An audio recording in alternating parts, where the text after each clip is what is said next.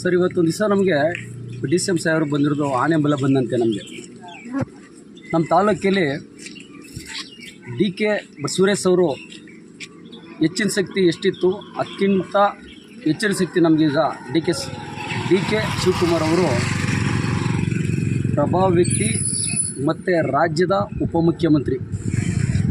ನಮಗೆ 10ರಿಂದ ಇವತ್ತೊಂದು ದಿವಸ ನಮಗೆ ಇದು ಎಂ ಪಿ ಎಲೆಕ್ಷನ್ ಏನು ಹಿನ್ನೆಲೆ ಆಗೈತೆ, ಅದಕ್ಕೆ ನಮಗೆ ಹೆಚ್ಚಿನ ಬಲ ಇನ್ನು ಮುಂದೆ ನಮ್ಮ ತಾಲೂಕಲ್ಲಿ ಕಾಂಗ್ರೆಸ್ ಪಕ್ಷ ಬರಬೇಕು ಅನ್ನೋದಕ್ಕೋಸ್ಕರ ನಮಗೆ ಡಿ ಕೆ ಶಿವಕುಮಾರ್ ಅವರು ಬಂದಿದ್ದಾರೆ.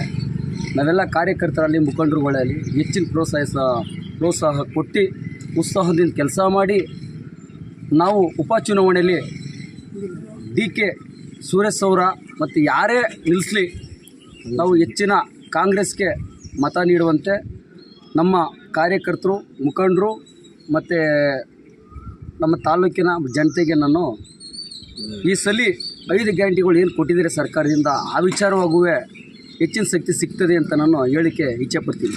ಸರ್, ಮೊದಲೆಲ್ಲ ಬರ್ತಿದ್ರು. ಅವ್ರಿಗೆ ಉಪಮುಖ್ಯಮಂತ್ರಿ ಅಂದರೆ ತಾಲೂಕು ಒಂದೇ ಅಲ್ಲ, ಇಡೀ ಎಂಟರ್ ಕರ್ನಾಟಕ ಸುತ್ತಾಡಬೇಕು ಮತ್ತು ಬೇರೆ ಬೇರೆ ತಾವಿರಬೇಕು. ಎಮ್ ಎಲ್ ಎ ಆದರೆ ಒಂದೇ ಕ್ಷೇತ್ರದಲ್ಲಿ ಇದು ಮಾಡ್ತಾರೆ. ಇವರು ಅಂತೇಳಿ ಉಪಮುಖ್ಯಮಂತ್ರಿಗಳ ಹೊರಗಡೆ ಎಲ್ಲ ಹೋಗೋದ್ರಿಂದ ಸ್ವಲ್ಪ ಕಾಲಾವಕಾಶಗಳು ಕಡಿಮೆ ಇರ್ಬೋದು ಅವ್ರಿಗೆ. ತಮ್ಮ ಹೆಸರು ಸರ್? ನಮ್ಮ ಹೆಸರು ಕುಮಾರ್ ಅಂತ, SC ST ವಿಭಾಗದ ಪ್ರಧಾನ ಕಾರ್ಯದರ್ಶಿ, ಚನ್ನಪಟ್ಟಣ ಸಂತೆಮಂಗನಹಳ್ಳಿ.